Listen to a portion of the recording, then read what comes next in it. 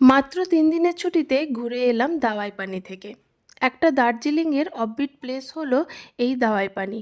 আমরা পৌঁছে গেছিলাম এনজেপিতে সকাল ৯টার সময়।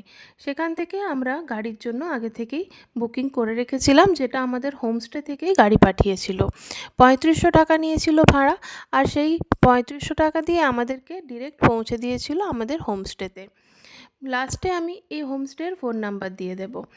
আর যাওয়ার পথে কাঞ্চনজঙ্ঘার একটা দারুণ ভিউ পেলাম। আগেও আমি দার্জিলিং গেছি, কিন্তু এত অসাধারণ ভিউ আমি আগে পাইনি।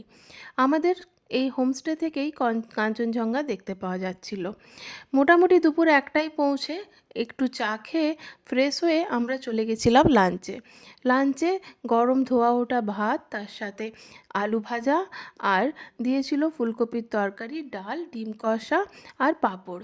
সমস্ত লাঞ্চ কমপ্লিট করে নেওয়ার পরে আমরা হাঁটতে বেরিয়েছিলাম একটু বাইরে।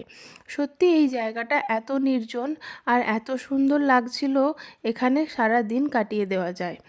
তারপর আমরা ভাবলাম সন্ধেবেলা কি খাওয়া যায়। তারা আমাদেরকে ভেজ পকোড়ার অপশন দিয়েছিল আর চিকেন পকোড়া।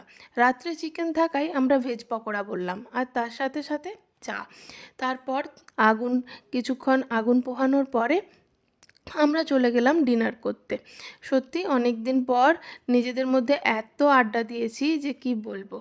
খুব ভালো লেগেছে এই জায়গাটা।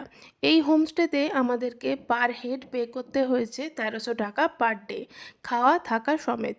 এখানে আবার তার সাথে সাথে রুম হিটারেরও ব্যবস্থা আছে। যদি আপনারা রুম হিটার নিতে চান তাহলে ৩০০ টাকা পার নাইটে লাগে।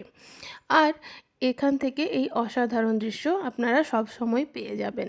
সত্যি আমাদের দারুণ লেগেছে। ফোন নাম্বারটা দেওয়া রইল।